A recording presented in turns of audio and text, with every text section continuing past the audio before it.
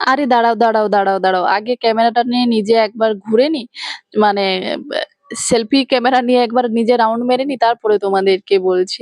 হ্যাঁ, অ্যাকচুয়ালি আমি আজকের করতে নয়, ঘুরতে এসেছি। বেড়ু অবশ্য করতেই এসেছি।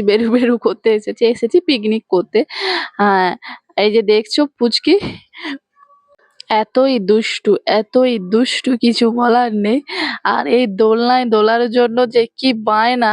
আমরা এসেছি ঘুরতে। হ্যাঁ, তোমরা জায়গাটা দেখলে যারা চেনো তারা চেনো, যারা জানো না তাদেরকে বলি আমরা ঘুরতে এসেছিলাম গনগনিতে। আর ওখানেই হচ্ছিল পিকনিক। হ্যাঁ, এটা যদিও অনেক আগের ভিডিও। তবু ভাবলাম ভিডিওগুলো এখনই এডিট করি, কারণ এডিট করাই হয়নি। তোমাদের হ্যাঁ, তার আগে বলি এই যে দেখো, এতক্ষণ ছোট বাচ্চার কথা বলছিলাম, এই দেখো বড় ২ বাচ্চা। কোনো কাজ নেই। উম এখানে পূজাদি আর ভাই মিলে দুজন মিলে দোল খাচ্ছিল। তারপরে আমরা উঠে চলে এসেছিলাম। আ এখানে একটা টাওয়ারের মতো করা আছে, যেটার একদম উপরে উঠে গেলে নিচটা ঠিক দেখতে এইরকম লাগে। এই যে দেখতে পাচ্ছ। ঠিক এইরকমই একটা সিনারিও লাগে নিচ দিয়ে। কারণ নিচ থেকে বয়ে গেছে নদী, দূরে লাল মাটি। তোমরা কি জানো? অনেকেই হয়তো জানো, একে বাংলার গ্র্যান্ড ক্যানিয়ন বলে।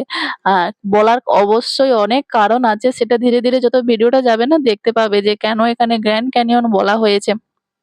আ এই যে দেখো, ভিউটা দেখতে কত সুন্দর লাগছে না? মনেই হচ্ছে না একটা আলাদা, আলাদা ব্যাপার। যারা ওখানকার বাসিন্দা তারা তো রোজ দেখছে। কিন্তু আমাদের কাছে এটা একদম আলাদা। কারণ পূর্ব মেদিনীপুরের মেয়ে হয়ে পশ্চিম মেদিনীপুরের এইসব জায়গা দেখার এক্সপেরিয়েন্সটা হয়তো একটু আলাদা। যদিও আমি আগে ২ বার গেছি। তবুও এবারে সবাই মিলে গিয়েছিলাম। আর ছেলেরা সবাই ওখানে পিকনিকে রান্না-বান্নায় ব্যস্ত। তো আমরা মেয়েরা মিলে এখানে ঘুরতে বেরিয়েছিলাম। আর এখানে খুব সুন্দর, সুন্দর কটেজ করেছে।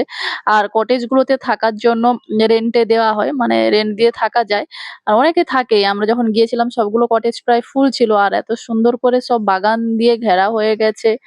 আর ওরা বলছিল যে কিছু বছর আগেও এত কিছু ছিল না। কিন্তু পরে অনেক ডেভেলপ হচ্ছে। আর যেহেতু শীতকালটা ছিল, সেই কারণে ফুলের বাগান তো থাকবেই। এই যে দেখতে পাচ্ছ, এবার আমরা নামছি সিঁড়ি বেয়ে নিচে নামছি। এবারে আমরা যাচ্ছি আসল জায়গায়। এতক্ষণ তো টাওয়ারের উপর থেকে শুধু সিনারিওটা দেখিয়েছিলাম। এবারে আমরা যাচ্ছি সেইসব জায়গার কাছে।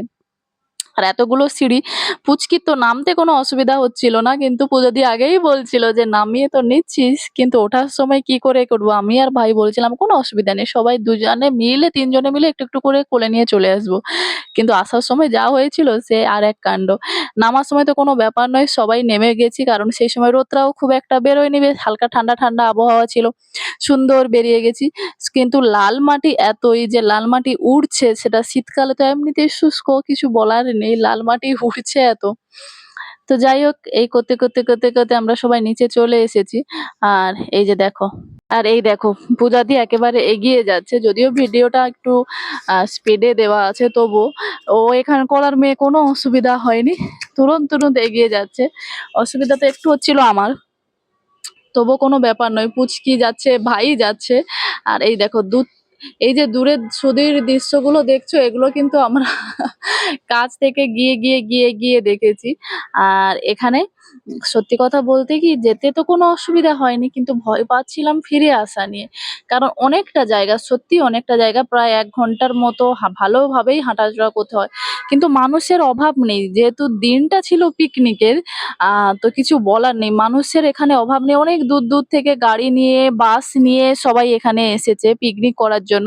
অবশ্য এই স্পটটাতে পিকনিক এর গাছের তলাতে অনেকে সমতল জায়গা দেখেও পিকনিক করছে। আর দূরে তো বনের মাঝে করছে। আমরা এখানে দাঁড়িয়ে চারদিকটা দেখছিলাম। দিয়ে ভাই বলছে, "চলো আরো নিচে যাবো।" আমি বললাম, "ভাই বেশি নিচে গেলে আর কি উঠতে পারবো? যদি পিছলে যাই তাহলে জামা-কাপড় কিন্তু সব লাল কালার ধারণ করে নেবে।" ভাই বলছিল, "কোনো অসুবিধা নেই। চলো।" দিয়ে আমরা সবাই মিলে এই যে দেখো, এখানে সবাই ফটো তুলছে। ফটো তোলার এমন একটা চাপ, এই এই যে দূরে দেখছো সবাই দাঁড়িয়ে এখানে সেলফি তুলছে, ফটো তুলছে। এই যে ওপরে কত মানুষ, যে কত উপরে, হায় দেখো। সে কেউ ওপরে উঠে গেছে। আমরাও ভাবছিলাম ওই ওপরটাতে উঠবো। দিয়ে করে ভাই বলছে, "এত উপরে উঠলে আর নামতে পারবে না।" তবুও আমরা অনেকটা উপরে উঠে গিয়েছিলাম। যদিও পুচকি, তার তো ক্ষমতা আমাদের থেকে অনেক বেশি। আর বলা বাহুল্য যে আমাকে সে ভুলে যায়। আবার যখন ১ ঘন্টা ২ ঘন্টা আমার সাথে থাকে তখন তার আমার মনে পড়ে যে, "এ মিমি, মিমি" তখন মনে পড়ে, না হলে সে ভুলেই যায়। এই যে আমি অনেকটা উপরে উঠে পড়েছি, এখান থেকে ওই বলতে ইচ্ছে করছিল ওই রিলসটার মতো, "আমি পেরেছি, আমি পেরেছি। আমি এখন পৃথিবীর সর্ব উচ্চতায় দাঁড়িয়ে আছি।" আর এই যে দেখছো ভাই বলছে, "চলো দিদি দুটো ফটো খিঁচে দাও।" ওর দুটো ফটো তুললাম, আমি নিজের দুটো ফটো তুললাম। দিয়ে এবারে ফেরার পথে। আর তোমাদেরকে বলে রাখি, এখানে না কিরণমালার শুটিং হয়েছিল। অনেকে হয়তো জানো, অনেকে যারা জানো না। এখানে কিরণমালার শুটিং হয়েছিল। সেইসব শুটিং এর স্পট গুলোও আমরা দেখছিলাম, কোন কোন জায়গার ভেতর দিয়ে করে কিরণমালা যাচ্ছিল, কিভাবে শুটিং হচ্ছিল, সেইসব স্পট গুলোও দেখছিলাম। এগুলো দেখতে দেখতে চলছিলাম নদীর দিকে। হ্যাঁ, নদীর দিকেও কিন্তু ভিড়ের অন্ত নেই, মানে শেষ নেই। অনেক, অনেক সেখানেও ভিড়। কেউ মাছ ধরছে, কেউ মাছ ধুচ্ছে, কেউ চান করছে, কেউ বসে আছে নদীর কাছে পাশে বসে আছে। আর অনেকে তো একেবারে নদীর এদিক থেকে ওদিকে চলে গেছে। কারণ এখন বর্ষাকালে হয় নদীটা নাকি অনেক যাওয়া যায় না। কিন্তু এই সময়টাতে নদীটাকে খুব সুন্দরভাবে বের করানো যায়। তো সবাই এদিক থেকে ওকুলে যাচ্ছে। আবার দেখছি দূরে কেউ এখান থেকে বালি তুলে নিয়ে যাচ্ছে গাড়িতে করে, মানে ছোট, ছোট ঠেলায় করে বালি তুলে নিয়ে যাচ্ছে। আর দেখছো এত সুন্দর না প্রকৃতিটা দেখতে।